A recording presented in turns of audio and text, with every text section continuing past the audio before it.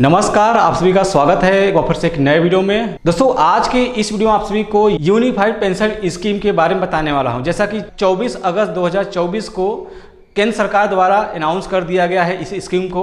तो चलिए इस वीडियो को शुरू करते हैं। दोस्तों आज की इस वीडियो में मैं इसके बारे में बताने वाला हूं कि इस स्कीम में क्या क्या लाभ मिलने वाला है। आगे बढ़ने से पहले आप सभी बता दूं, यूपीएस स्कीम से पहले दो स्कीम और पहले इसके देखा गया है। जैसा कि आपको बता दें, एक ओपीएस स्कीम है, दूसरा एनपीएस स्कीम है। ठीक है, तो थोड़ा सा हम डिफरेंस दोनों में शॉर्टकट में समझ लेते हैं, बाकी हम यूपीएस की लास्ट में बात करेंगे। तो थोड़ा सा मैं यहाँ पर आपको इजी आसान भाषा में समझाने के लिए मैंने यहाँ पे नोट कर लिया है। ठीक है, तो चलिए बढ़ते हैं। तो दोस्तों आपको सबसे पहले हम बात कर रहे हैं ओपीएस की बात करेंगे। ठीक है, ओपीएस जो स्कीम यानी ओल्ड पेंशन स्कीम, इसके अंदर क्या क्या लाभ मिलता है उसकी हम बात कर लेते हैं। ठीक है, तो यहाँ पे सबसे पहले आपको बता दें, जो हमें वेतन मिलता है ओपीएस स्कीम के तहत जो हमें लाभ मिलता है, अगर मान लीजिए किसी का सैलरी मिलता है तो उस आपके सैलरी से कोई भी 1 रुपया कटौती नहीं किया जाता था। ठीक है दोस्तों, बाकी जो आगे स्कीम आएगा उसमें कुछ ना कुछ परसेंटेज कटौती किया जाता है। फिलहाल इसमें कोई कटौती नहीं किया जाता। और साथ में ये भी बता दें कि जब आप रिटायरमेंट लेंगे नौकरी से, ठीक है, यानी जब आपका रिटायरमेंट होगा तो आपको लगभग 20 लाख रुपए एक मुफ्त राशि दिया जाता है। साथ में दोस्तों आपको बता दें, जब आप सेवानिवृत्त यानी नौकरी से एक तरह से कह सकते हैं, जब रिटायरमेंट होगा आपका, तो आपको अंतिम समय का जो बेसिक सैलरी मिलता है उसका 50% मतलब एक निश्चित राशि पेंशन के रूप में मिलेगा। ठीक, मतलब जिस समय आप जॉब कर रहे हैं और आप रिटायर लेने वाले हैं, उस समय जो आपको सैलरी मिला उसका बेसिक एक 50% निश्चित राशि आपको पेंशन के रूप में दिया जाएगा। दोस्तों यहाँ पे आप सभी के एग्जांपल के लिए बता दूं, जैसे कि एग्जांपल मैं ले रहा हूँ, मान लीजिए 50,000 आपका सैलरी उस समय था और जब आप रिटायर ले रहे थे तो उसी समय एक बेसिक अंतिम सैलरी जो आपका रहेगा उसका एक राशि निश्चित किया जाएगा, जिसमें से कह सकते हैं कि 50%, ठीक है, यानी 25,000 रुपये आपको पेंशन के रूप में दिया जाता है। ठीक है, इस स्कीम के तहत यानी ओपीएस स्कीम के तहत। तो यहाँ से बढ़ते हैं आगे दोस्तों, और आपको बता दें 6 महीने के बाद मिलने वाला महंगाई भत्ता यानी जिसको डीए बोलते हैं, ये भी इसमें शामिल किया गया है। ठीक है, यानी 6 महीने में जो महंगाई भत्ता वो होता है उसको भी इसमें ऐड किया गया है। चलिए यहाँ से बढ़ते हैं दोस्तों आगे। दोस्तों यहाँ पे बढ़ते हुए आपको बता दें, जब आप रिटायर्ड होते हैं नौकरी से तो आपको 20 लाख रुपए ग्रेच्युटी के रूप में मिलता है। समझ रहे हैं, मतलब आपको आसान भाषा बता दें, यानी जब आप नौकरी से रिटायर होते हैं तो सरकार के द्वारा 20 लाख रुपए आपको एक साथ दिया जाता है, मतलब एक मुफ्त राशि दिया जाता है। और ओपीएस स्कीम में देखा जाए दोस्तों, आपका कोई टैक्स नहीं लगता है। अदर किसी में देखा जाए, किसी में स्कीम में लगता है, लेकिन इस स्कीम में अगर बात करें तो कोई टैक्स आपका नहीं लगता है। ठीक है, तो मुझे लगता है आप लोग समझ गए होंगे कि ओपीएस स्कीम में ये 3-4 मैंने आपको जो सुविधाएं हैं मैंने बताएं, हालांकि और भी है, मैंने 4-5 पॉइंट जो खास मुझे लगा सभी मैं बता दे रहा हूं, क्योंकि इसको शॉर्ट में बता रहा हूं। मुझे खासतौर पर आपको बता दें, जो नया भी स्कीम आया है यूपीएस, उसकी बात करना है। ठीक है, तो चलिए थोड़ा सा अब एनपीएस की भी बात कर लेते हैं। तो जैसा कि मैंने दोस्तों इसके पहले बताया ओपीएस में कि आपका कोई कटौती नहीं किया जाता था, लेकिन इस स्कीम में देखा जाए तो 10% आपके सैलरी से 10% आपका कटौती किया जाता था। और यहाँ पे दोस्तों आगे बढ़ते हुए बता दें कि ये जो स्कीम है एनपीएस, ये शेयर मार्केट से जुड़ा हुआ है। जैसे कि जो ओपीएस स्कीम मैंने बताया उसमें देखा जाए वो शेयर मार्केट से लिंक नहीं था, लेकिन ये बता दें ये जो स्कीम है शेयर मार्केट से लिंक है।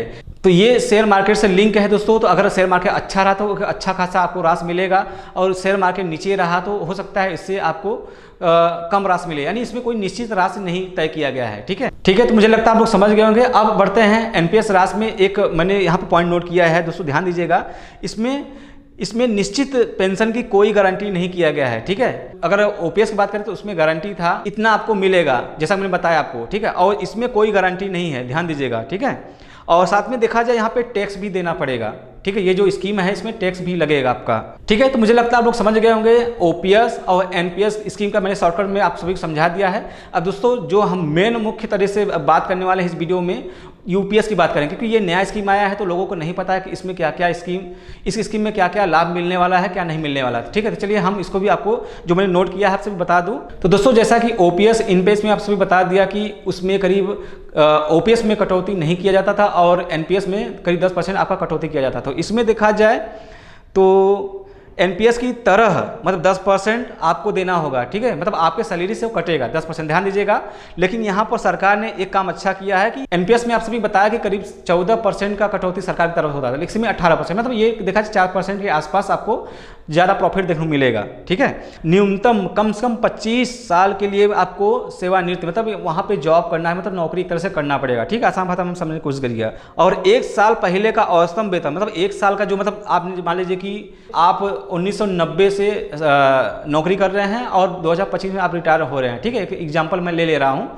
तो जब रिटायर होंगे तो साल का आखिरी यानी 2025 का जो 1 साल का रहेगा उसमें से औसत निकाला जाएगा, ठीक है। तो 2025 का जो सैलरी आपका बनेगा 1 साल का, उसमें आपका एक औसत निकाला जाएगा, ठीक है, उसी का 50% आपको दिया जाएगा, ठीक है। मुझे लगता है आप लोग समझ गए होंगे।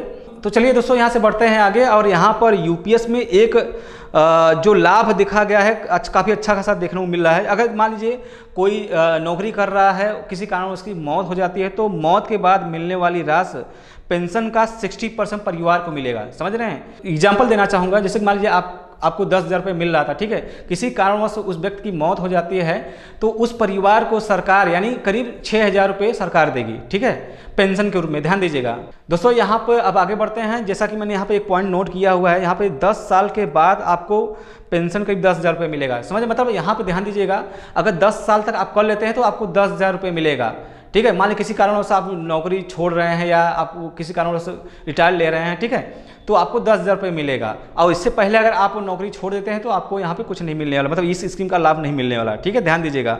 चलिए यहाँ पर दोस्तों आगे बढ़ते हैं, और यहाँ पे मैं देख पा रहा हूँ महंगाई इंडेक्सन का भी लाभ मिलेगा, मतलब यहाँ पर महंगाई इंडेक्सन का भी लाभ मिलने वाला है, मतलब अदर जो हमने स्कीम बताया उसमें नहीं था, लेकिन इसमें बताया जा रहा है कि इसमें मिलेगा। तो अब यहाँ पे बता दें, जैसे कि मान लीजिए आप जो रिटायर होते हैं, मतलब आपने पूरी तरह से आपने नौकरी कर ली है, आपका उम्र हो गया है, तो आप जब रिटायर लेते हैं तो इसमें लाभ दिया गया है। लेकिन दोस्तों यहाँ पे एक बात क्लियर मैं करना चाहूँगा, अभी इसमें क्लियर नहीं किया गया है कि आपको कितना, मतलब जैसे कि अगर ओपीएस की अगर बात करें तो वहाँ पे बताया गया था करीब 20 लाख रुपए मिलेगा, लेकिन इसमें अभी क्लियर नहीं किया गया है, ठीक है, तो इस बात का ध्यान दीजिएगा।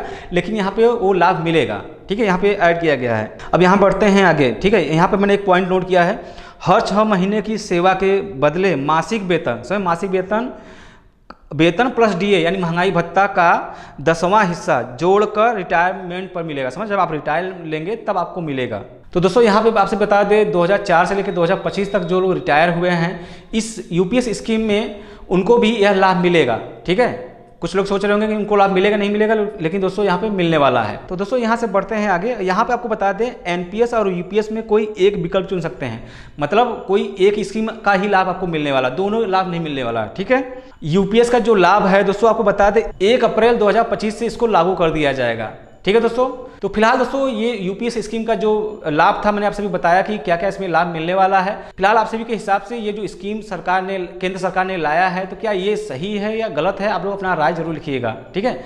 और साथ में दोस्तों आपको बता दो कुछ लोग नाराज भी दिखे हैं, कुछ लोग तो खुश हुए हैं, और साथ में कुछ लोगों का कहना है कि ये जो स्कीम है सांसद विधायक नेता लोग को क्यों नहीं लागू किया जाता है, मतलब उनके लिए अलग स्कीम है, हम लोग के लिए अलग स्कीम किया गया है। तो क्या आप लोग को भी ऐसा कुछ लगता है तो अपनी राय जरूर लिखिएगा। तो फिलहाल दोस्तों आज की इस वीडियो में आप सभी को मैंने बताया कि किस तरह से यूपीएस स्कीम में लाभ लोगों को मिलने वाला है।